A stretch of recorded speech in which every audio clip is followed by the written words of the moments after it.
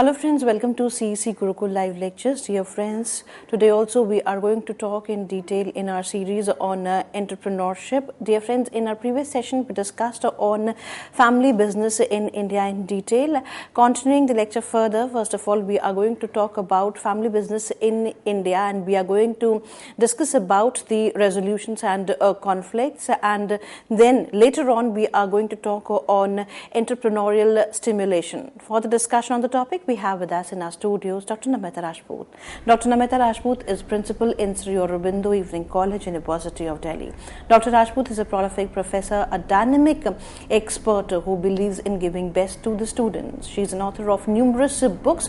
Apart from academics, she contributes her part in playing an important role towards the society. Friends, if you wish to ask questions from Dr. Namita Rajput, then feel free to talk to us through our toll-free number. Our number is 1-800-110-430. I repeat, our number is 1-800-110-430. Now, I would like to welcome our guest, Dr. Namita Rajput, once again. Rama, welcome to the lecture. A very good morning to all the viewers. We are going to continue on the family business in India. What are the factors owing to which there are conflicts, and what are the possible strategies to resolve it? Thereafter, I will be starting with the entrepreneurial stimulation. These topics are very pertinent from the students' point of view and those who wish to become a potential businessman. Now, as you all know, the family business can dynamically facilitate themselves, firstly by adopting their publicly listed competitors' specialized process, strategies and practices, and secondly by being more proactive in securing the assistance they need. So, there are certain challenges which are specifically related to family business. There is no doubt about it that the family business is a major contributor to the gross domestic product of a country, including India. But what is peculiar about the family business is that they almost face unique management challenges, primarily because of the difference in their attitude and the aspirations of every family member. In the family business, there are so many people, which are in the circle of the business. As and when there is a generation gap, right from the senior member to the youngest member, there's definitely a difference in their, the mindset, the aspiration levels, the opinions, owing to which the genesis of the conflict arises. And as and when the new generations connect to the family business, it becomes a massive challenge to keep the family and the business together. It has been noted that only little percentage of the family business survive till third generation, and a fewer go beyond the third generation because the business families, they collapse due to the generational conflict. And this part of the generational conflict is so important, and it is a road less traveled in India. We have to really work upon the conflict resolution which is arising owing to the generations. We call it as a generational cohorts. It is basically the time around a particular generation is born. So, they adopt certain, the mindsets, the situations, and accordingly they behave. So, it is very difficult to change the senior persons, so as the case of the junior persons, that is the Gen X and the Gen Y, owing to which there is a strong, conflict as far as the resolution of any issue is concerned in the Indian business families. One of the biggest challenge that the owners of the family owned business, that is the FOB, faces how to ensure the survival of the family enterprises as its most vulnerable point of existence, the passing of the baton from one generation to another generation is concerned. Everybody wants to have that striving and the most vital position in the business, and they want to become the head of that particular family business, owing to which there is a division. If there are two brothers standing, so every the genesis of the family with starting from the one head will always want their head to be the head of the family business. So that is why there is a conflict between the baton also.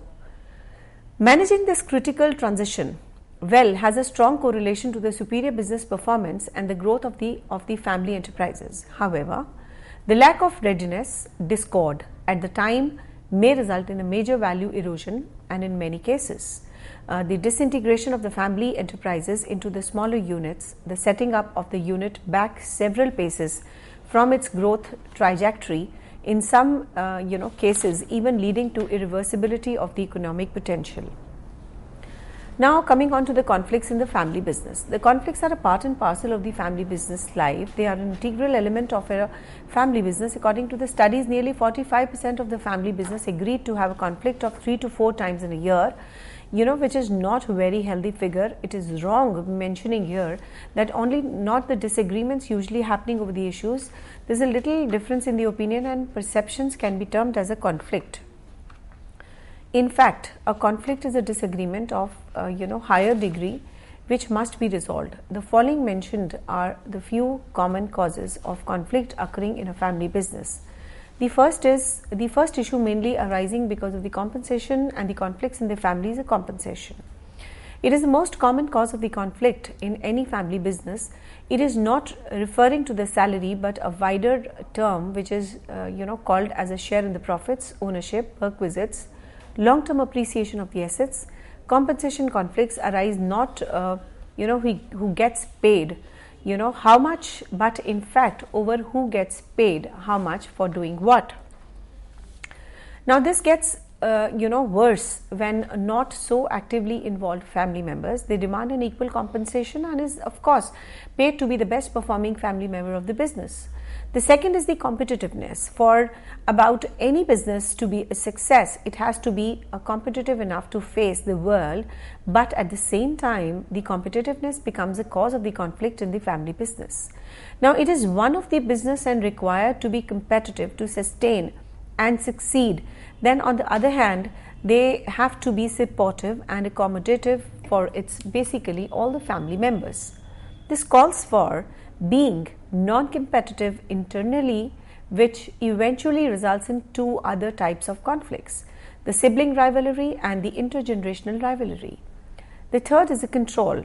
The next important cause of pairing conflict in the family business is control. It refers to the capacity of more influential family members to control to the preference dealings and even the lives of other family members. Now, as soon as the company starts planning the implementation of the succession plan, this conflict over the control starts surfacing. Many a times, it is noticed that the parents, they do not have the enough confidence in their children, and as a result, they are reluctant to pass over the entire control to their successors. They assign the children to a higher positions in the company, but they do not transfer enough power to act freely. This leads to a destructive family, conflict, resulting in a conflict in a business. The next is your confusion. The fourth chief source of conflict in the family business is intense lack of clarity, the lack of subject of position, function, relationship, responsibilities, aspirations, potentials and desires. This lack of clarity twirls into ambiguities, then to uncertainties, confusion, and finally to a conflict. The conflict is a fruit of confusion where there is a collapse of communication or reluctance to introduce and abide by basically the systematic management process or the lack of transparency in the functioning of the business. The conflict outcomes from the confusion as no one tries to understand the other person's perspectives, or when there is a confusion creating an artificial suppositions that are never simplified nor correlated and paves the way for anguish and bitterness that corrodes and destroy the family as well as the business. The next, the reason for the conflict is a carryover. Another significant cause of the conflict in the family business is a carryover of dispute from one generation to another. The old wound, they distress the agreement and are passed from one time to another time, from one time to another next, eroding common convictions and the reference that families in the business must have to achieve the success and satisfaction. In the carryover conflict, the family members tend to be hanging on the stance of the clash even when the root cause has been long time forgotten. The next is your sibling rivalry. The next important cause of the pain conflict in the family business is a sibling rivalry. It starts surfacing when the business is growing rapidly and becoming an uncontrollable single-handedly. At the same time, the siblings are under the pressure to prove their competence, project themselves as a better person than others. This leads to an ego clash and its feeling among the siblings and turn on to an ugly disagreement. Often it is not resolved well in time. It results into split in family business. This is well confirmed by the rivalry among the Ambani brothers also. The next is your accountability. Accountability means answerability from one action to another decisions. It becomes possibly cause of the conflict when non-performing members or below performance members are made accountable for their actions, and when some disciplinary action is required to be taken in this regard, it leads to a conflict in the family members. The next is your succession. This is one of the most important reasons for the conflict in the family business and in all respects related to the succession. It ranges from deciding at one place to have a succession plan or not. Then what should be the basis of succession plan? How the transfer of ownership? Should it be continued or sold out, etc. Now, in the absence of the clarity, well-defined succession plan, the outcome is nothing but disputes and the differences. The next is the faulty family governance. Another significant cause of the conflict in the family business is too improper and inefficient family governance. Business families often tend to forget, in the addition to a good corporate governance, they require equally efficient governance. It involves the family gatherings, committees or meetings which necessitates the efforts, time and commitment. It's vital to converse and construct a free flow of information between the owners, the business and the family. In the absence of good family governance, members have to deal with the segregation and confidentiality, assumptions and uncertainties, and eventually will have the disagreements among each other. The next is your differencing vision. Another noticeable reason for the conflict in the family business is difference in the vision and outlook of the family members. It is generally observed that when the founder vision does not matches with that of the other family members, then they want to run a business some of the manner, then it results in the differences among the family business. Now coming on to the most important part of the lecture, that is the resolution of the conflict. If these are the reasons for the conflict, how they can be resolved is the most important thing in the family business in India. The conflict is not necessarily dreadful. It's suitably managed. Reasonable, does a conflict can be beneficial. The conflicts is a source of revolutionarization and allows the people to learn and grow. It kindles the inquisitiveness, imagination and reduces the dullness and monotony. As often other conflicts, closer unity is seen to be cultivating. However, the conflict becomes detrimental to the family business when it is prolonged and gets served with the time. Then it tends to waste the efforts, time and energy and money. No doubt the best means of shunning the conflict is to avoid the misunderstandings and happenings of the first place. Now the first is basically the methods which are used to manage the conflicts are mentioned below. The first is your competition. According to this methods, the conflict is resolved using a pressure by the other members who wish to achieve one's own self-motive even at a cost of the others. The most aggressive and least cooperative person use the competitive style of accomplish the preferred solution. They employ whatever power is obtainable and tolerable. For example, persuasion, rank, economics, expertise or coercion. Competition is another good or bad, but not only one of the many styles. They may be appropriate, effective depending on the situation. The second is accommodation.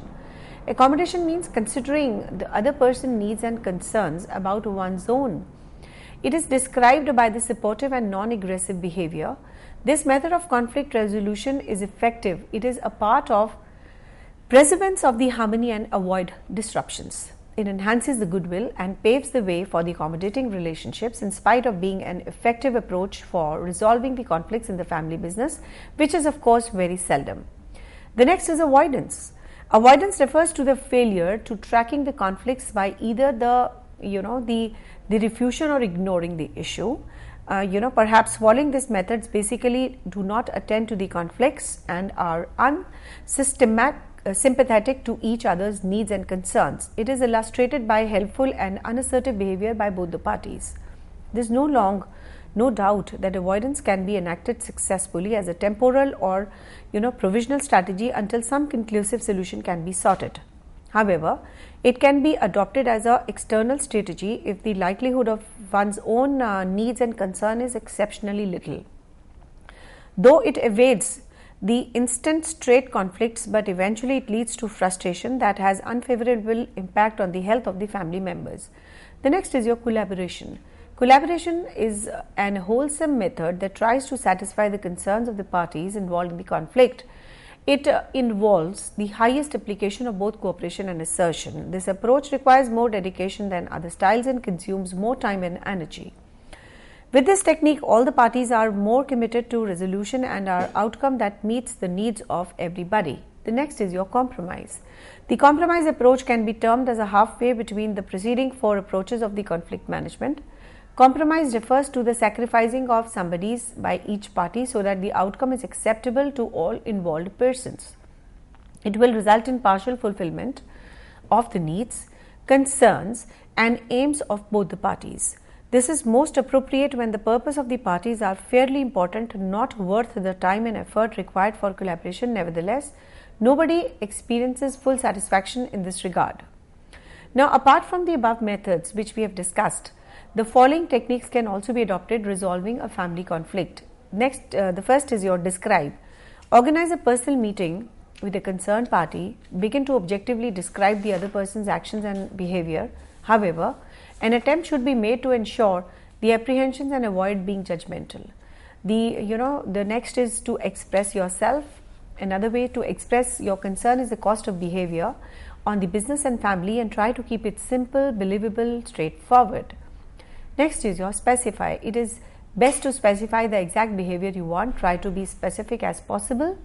And of course, you have to mention about the consequences. Attempt to cite the positive consequences that will happen once the behavior is modified, and also the stress on the chances or benefits that might otherwise be lost. For example, when you will be arriving at a time, you will get enough meeting time, resulting in a more productive team building and morale enhancing experience. If you have to continue to be late, people will believe that it's not important enough to be there, then only because you have to be. The next is to suggest. Try to put forward your concerns as a suggestion without being sounding critic, and do not overstate the concerns of the unexpected outcome by keeping it uncomplicated and unpalatable. The contemporary role model in the Indian business, their values, philosophy and behavior, we have one orientation which is under the Dhirubhai Ambani. Dhirubhai Ambani is a founder and the promoter of Reliance Group of companies, is by far the most popular model for the Indian youth. He was born on 28 December 1932 with a Gujarati family and started his journey with 1 rupee and dreamed to be big. This expedition from rags to incalculable riches is well known to everyone. His faith in large-scale operations, his ability to spot opportunities, situations, look forward, makes them most daring, the businessmen of all times. He abided by all the values, he kept all the business philosophies, then he revolutionized the way the business is to be carried on, so on and so forth. So these are the landmark examples wherein the people used to upbring the business philosophy in a very ethical way. Similarly, we have number of examples of Azim Chand Premji, who also did the value system imbibed by the business philosophy, and the speed and the simplicity which he caught, and of course all these things led to the success of the business. So hence this was the landmark examples of the overall issues when you talk about the Indian philosophy, resolution and techniques. So this was all about the resolution and the reasons for the conflicts, and now I'll be talking on the entrepreneurial stimulation. Now basically, what does the stimulation means? The stimulation refers to the integration of all the functions of a business and run it in an efficient manner through creative process and innovation. The entrepreneurials should try to create and sync between the entrepreneurship and stimulating innovations. The sustainable innovations have to have the capacity to reduce the burden on the business environment, increase the human welfare through economic growth and business community. By public system of stimulation, it is meant that the government and the machineries are created a stimulating environment for the entrepreneurs and the small business at work. Now, in this particular lecture, we will be looking on the different programs and the schemes initiated by the Government of India to stimulate the entrepreneurship. By the private system, we refer to the private self-help groups, entrepreneurial associations, non-government organizations, and other industry groups which come together and help the entrepreneurs to survive and sustain the wind of dynamics which mars the business industry. Now, the private and the public system of stimulation of the business entrepreneurship has been discussed in length. Now, we are coming on to the detailed part of support and sustainability of the entrepreneurship. The entrepreneurship and the small business are related with each other in many ways. When the entrepreneurs start up a new venture, they usually start it with a small business. When we talk about India, the liberalization of the economy has paved the way for a number of business-minded people to become the entrepreneurs because of the delicensing, because of the free environment, and because of the lust of becoming rich. And the need of an hour for India is to develop a systematic support system which would help to cultivate the idea of the entrepreneurship among the youths. With the era of globalization, the middle class population of India has risen with the high disposable income. This presents an opportunity for developing the entrepreneurship. Now, if we try and link the small scale industries with the idea of entrepreneurship and the small business, then the Government of India has been doing quite a lot in the growth and development of the SSIs in India.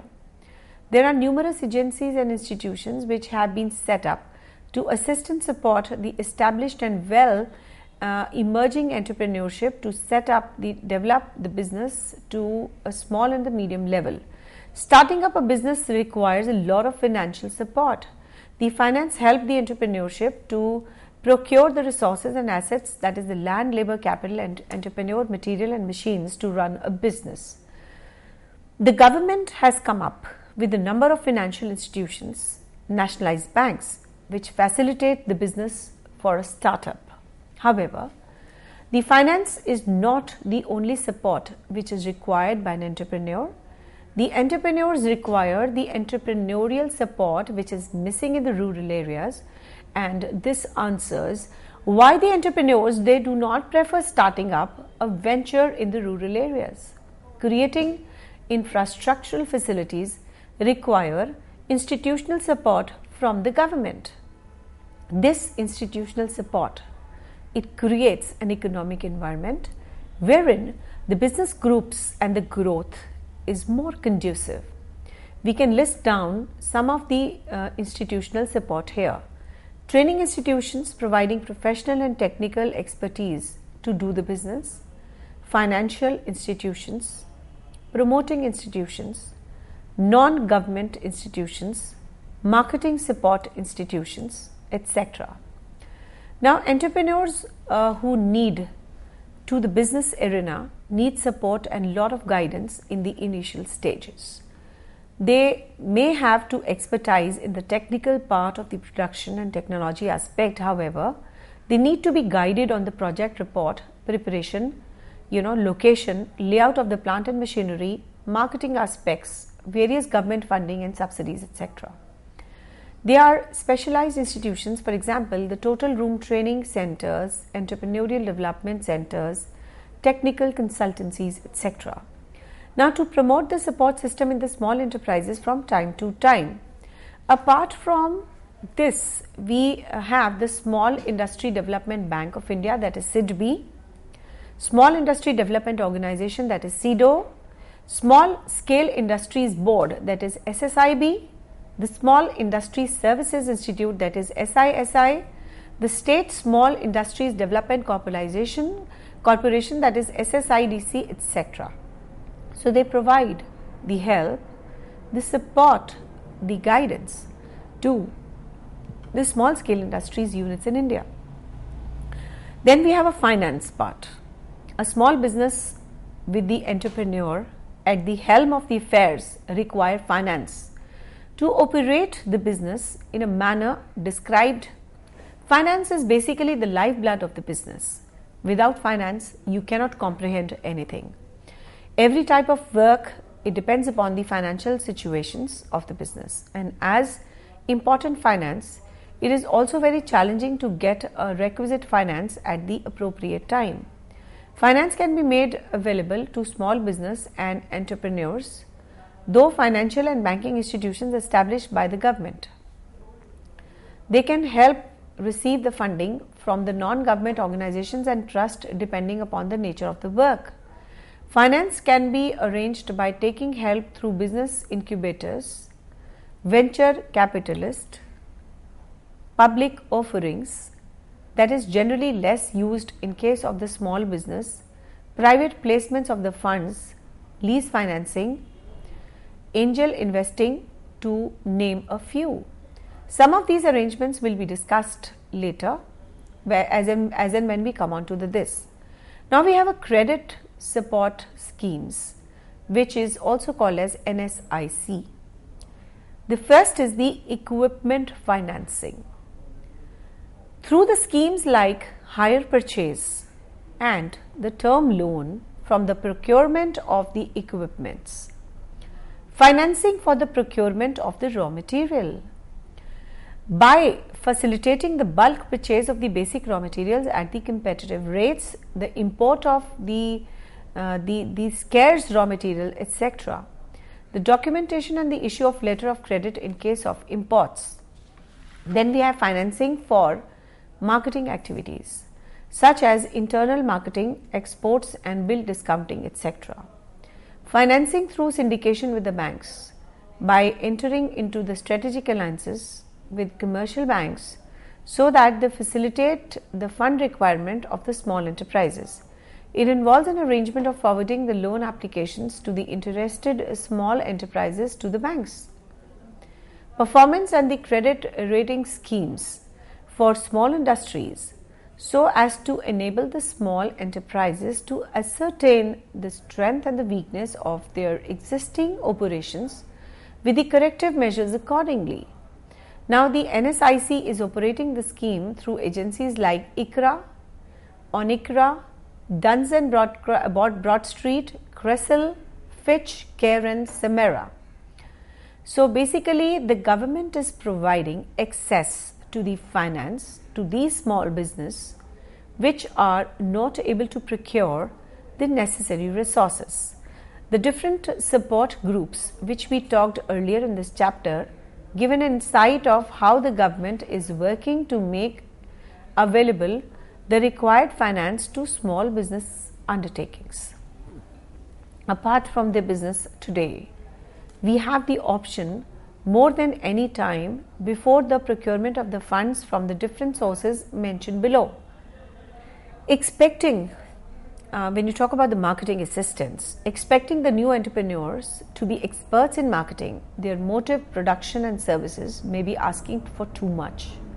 Generally, the new entrepreneurs, they do not, expertise in the technique of the work and production per se. However, marketing skills are something which needs to be honed and it gradually comes with the experience. So a small business requires the marketing efforts right from the inception. Marketing is an activity which brings about the offering of the business close to the customer. Not what techniques are used to attract the customers towards a new product or even an old product from new manufacturer in the work of a seasoned market. There are many marketing consultancies which offer the marketing tips to the entrepreneurs. In some of the cases, the marketing consultancies become partners in the business and they take care of the things from the inception, right from when the product is introduced, right from the marketing campaigning is even started. The marketing research is an integral, the ingredient for a small business, because this is a source to let the company know whether the products offered is desired, demanded or not, or of a seasoned market. They provide the marketing assistance, so the entrepreneurs would do well to hire a marketing research company to do so the work for them. The small business, they may have a great product offering, but would fail for want of the marketing assistance. The large business firms, they do not have the resources at their command to take care of the marketing needs. For a small business, institutional support for providing these services is of utmost importance. NSIC also organizes the domestic exhibitions, invites the small business undertakings to participate in exhibitions and the trade fairs. They participate in such events, help the small in enhancing their marketing avenues by the way of capturing new markets and expanding the existing markets. This also helps them in becoming the ancillaries, partners in joint ventures and subcontracting for large companies. The NSIC, the other support activities are as follows. Under the scheme, the following activities for supporting the marketing efforts for the medium and the small scale enterprises, that is MSME sector, may be undertaken by NSIC. Development of display centers, show windows, hoarding, etc. for promoting the products and services of MSME sector. The printing of literature, brochures and the product specific catalogs and the CDs. The preparation of short films for disseminating the information. Development of the websites, portals for facilitating the marketing of MSME sector products and services. Development and dissemination of the advertisements and publicly the material about the various programs, the schemes for MSME sectors and events. Preparation and upgradation of MSME manufacturing suppliers, exporters directory. Documents of the success stories of MSMEs. Conducting the studies to explore and assess the new markets, the business and the product ranges for both domestic and international markets. The hosting international delegations and networking events. The maximum amount of budgetary support for each activity would be only limited to 5% of the total annual budget for the scheme, and for an individual proposal, the maximum permissible limit for any of the above event activity would be 5 lakhs only. Now coming on to the technology support and assistance. For the successful operation and upgradation, modernization of the business, the entrepreneurs require continuous flow of the funds as well as the support of technical aspects. If we talk about the small business, majority of them use the Sabha technologies, old techniques of production and machinery which are outdated. Technology upgradation and the achieving the the economies of the scale through production is the most visible problem which needs to be taken care of. The funds are not necessarily to buy the state of the art machinery, and hence the latest techniques of production are a dream to achieve. High quality products and productivity, they gain from far being achieved owing primarily to the foresaid reasons. With economic liberalization, the products from the small business have to be competing with the imported products which are superior quality, and therefore a stiff competition and a losing story. These problems of the small business, which cannot be listed here: obtaining information about the latest technology, actual procurement of the latest technology, acquiring finance for the technological upgradation. To meet this requirement, the government, the state as well as the union government, has taken numerous steps to establish banks and financial institutions, and also it formulates the policies and the schemes from time to time. The government has also initiated an ISO 9000-14001 certification fee reimbursement scheme. This scheme provides incentives to small scale and ancillary undertakings. It helps the small business to incentivize, upgrade, improve the quality of the product, provide better environment and management. Further, to reduce the cost of the funds, another scheme called Credit Linked Capital Subsidy Scheme, that is CLCSS, has been introduced to facilitate the technology for upgradation, for providing the capital subsidy to modernize the production machineries, plants as well as the production techniques. Now coming on to the industrial accommodation. The Ministry of Micro, Small and Medium Enterprises has a large number of programs to help and assist the entrepreneurs and the small business. Now coming on to the MSME directory. If you are planning to start a business, you may contact the National Institute for Entrepreneurship and Small Business Development, that is NISBUD. The National Institute for Micro, Small and Medium Enterprises, the Institute of the Entrepreneurship, that is IIE, or the Development Commissioner, that is DCMMSME, for details about their programs. If you are an existing entrepreneur and you would like to improve your competitiveness, you may contact DC, the MSME, who can also assist in various ways. If you want to set up the village industry or want to know more about the khadi and the coir products, you may contact KVIC or the coir board. Now we are coming on to another vital topic, that is the role of industries, entrepreneurs, association and the self-help groups. The role of industries, entrepreneurship associations is of a facilitator. Small business generally cannot cope with the complexities running of the business in the inception stage. Therefore, a need is arising of an entrepreneur association or the self-help groups. The concept of the self-help groups had its origin in the competitive philosophy and the cooperation.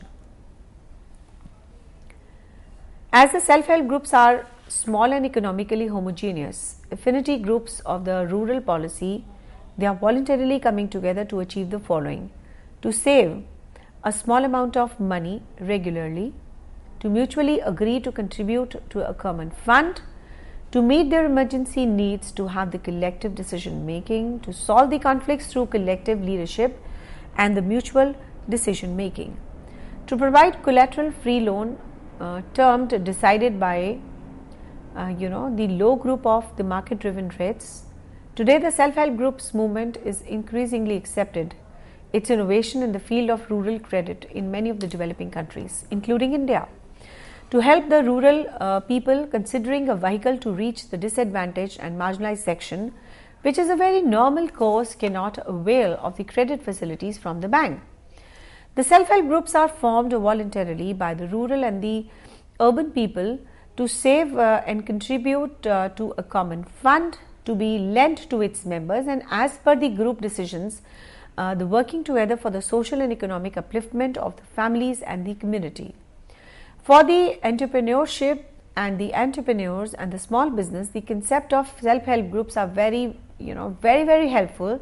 As a very small business, they are the short in confidence and are not economically self-reliant.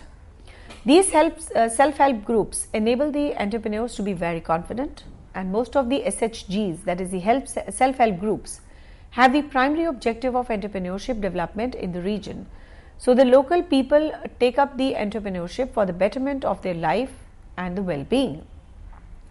The business incubators are those organizations which are conceptualized to accelerate the growth and success of the entrepreneurial companies by providing them with a portfolio business support services, which could comprise of the capital, mentoring coach, counseling, physical space and network connections. For many of the startup companies, the business incubators may also take an initial deal. What are business incubators? These business incubators are the ones which combine low cost and the flexible rental spaces with another business support service to a small business. An incubator goal is to nurture the young companies during the volatile startups period and help them in surviving until they are strong enough to go up to their own. Most of the business incubators host a diverse range of companies, including the business and the focused on the technology. They are also some shared business incubators which provide the basic amenities to run a small business like telephone services, the secret of all the services, and of course the computers, hardware and software. So management consulting services, access to finance, ranging for the meeting services, etc. These services save the new startups and the small business and a lot of the financial fortunes which can be invested in the other strategic areas. Now entrepreneurs have then specifically focused on getting their products and services to the market then for searching of the resources they need. So I think with these words the concept of the entrepreneurial stimulation and the allied topics are very clear to you. We'll be explaining on the rest of the issues in the coming lectures to go. Thank you so much for giving us in-depth knowledge on the respective topic, that is entrepreneurial stimulation. Friends, we believe that you might have questions, and if you wish to participate in this live session of ours, do call us through our toll-free number. Our number is 1800110430. I repeat, our number is 1800110430. We are waiting for your calls, and till then we would like to ask questions from Dr. Namita Rajput on your behalf so that your queries are resolved. Ma'am, we have discussed in detail about the entrepreneurial stimulation, and there is a lot to more talk on as we are going to cover in the forthcoming sessions, but the part we have covered today, we would like to ask some questions. Ma'am, the first question is what is the difference between the private and public system of stimulation? Okay. Basically, stimulation refers to the integration of all the functions of the business to run it in a very efficient manner through a very creative process and innovation. So here the role of innovation is very, very important. The entrepreneurs should try and create and sync between the entrepreneurship and stimulating innovation, because that's the essence and life-giving blood for the entrepreneurial activities. Sustainable innovations have the capacity to reduce the burden on the business environment, increase the human welfare and economic growth of any kind of a business community. By the public system of stimulation, it is meant that the government has a very significant role to play in this regard. Its machineries are creating a suitable environment for the entrepreneurs to basically enhance the small business to work. And by the private system, we refer to a private self-help group, entrepreneurs association, non-government organizations, that is the NGOs, and other industry groups which come together to help the entrepreneurs to survive and sustain the wind of dynamism which mars the business industry. Now basically the basic difference between the public and the private is that it is about the fund giving and the assistance giving facility. If it is done by the government, it is a public stimulation. If it is done by the private bodies, it is a private stimulation.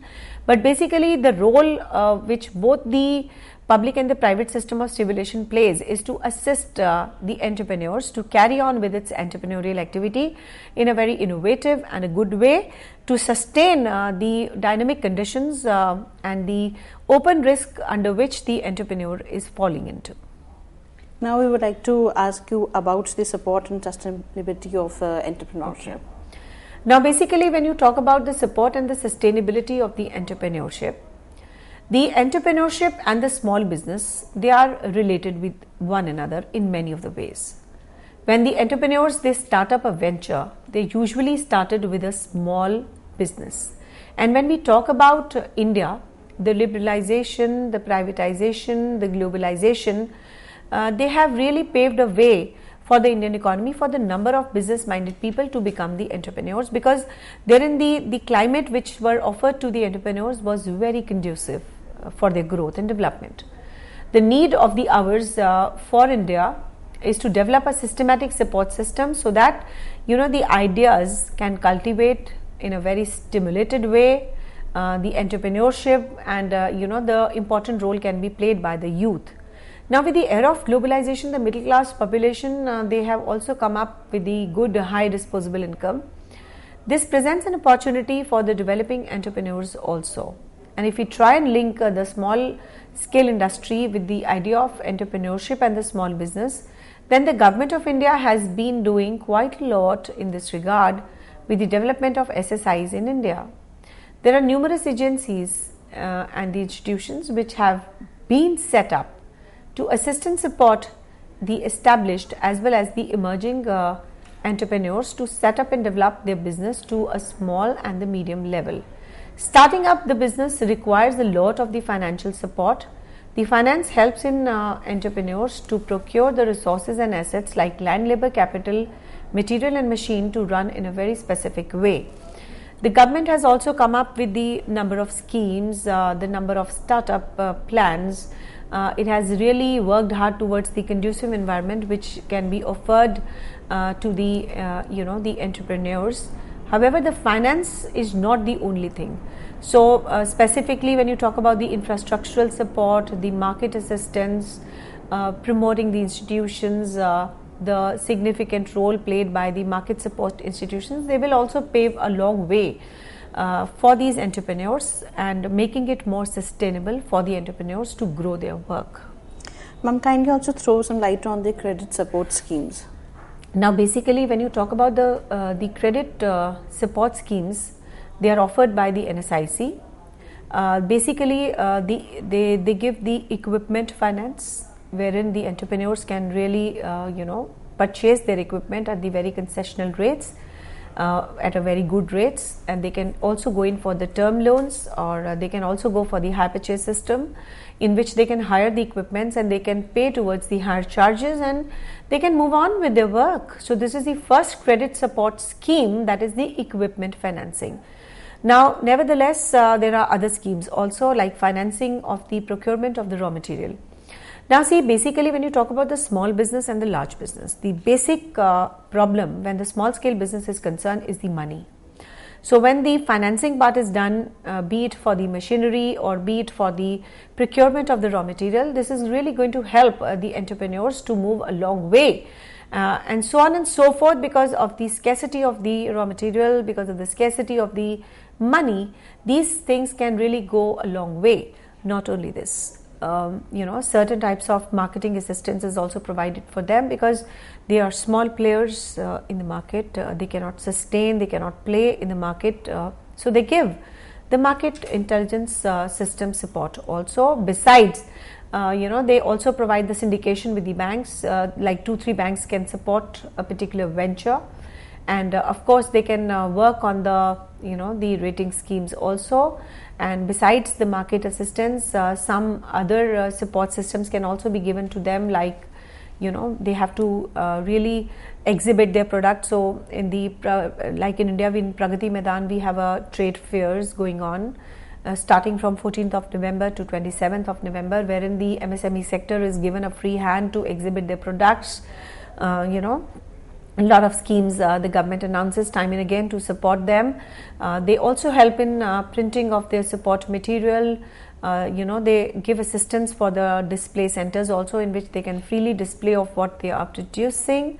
They also give assistance for the digital proliferation of the business, like development of the portal, development of the websites, and so on and so forth. So this is all is going to really give the technological assistance, the market assistance, the finance assistance, and sometimes the people who wish to become the good entrepreneurs, so they have a lot of good material wherein the directory is maintained by the government, in which step to step facilities are given to them for any person to start up with any kind of a business. Every information in a very lucid and a simple language is uploaded on the website. You can download, see what is what.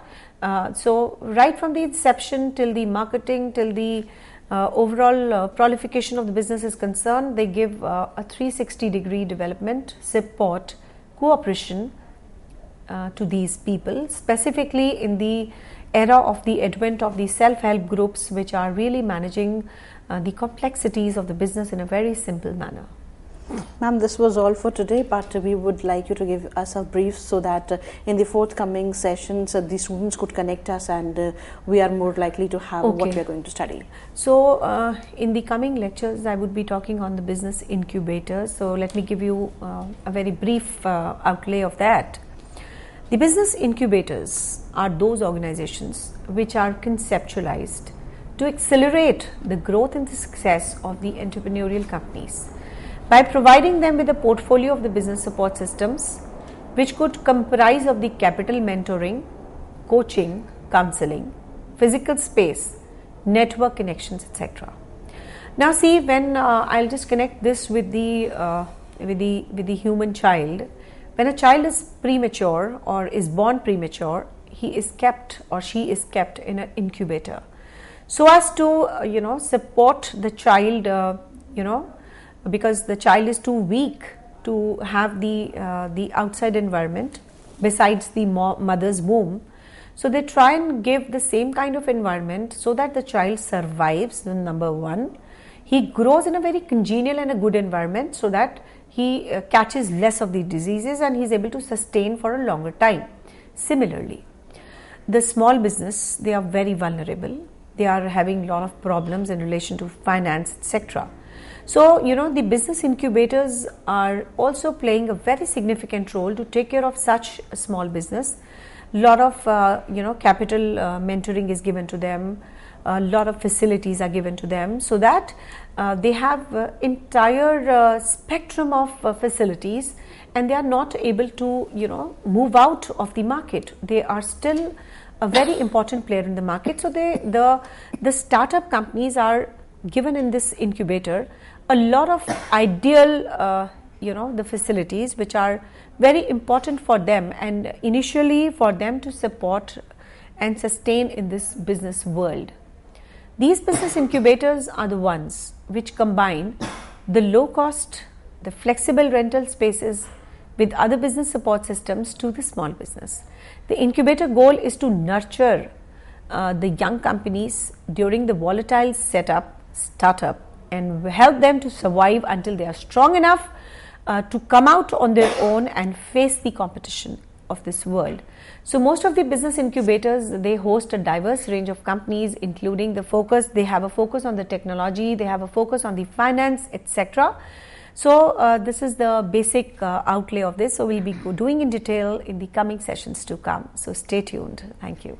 With this note, thank you, ma'am. Thank you so much for giving us in-depth knowledge on entrepreneurial stimulation. And friends, we believe that if you have any question in mind, feel free to write to us at info.cec@nic.in, as well as you can post your feedback. We are taking your leave with the promise that we are going to meet again soon. Till then, take care. Goodbye. Thank you, ma'am. Thank you once again.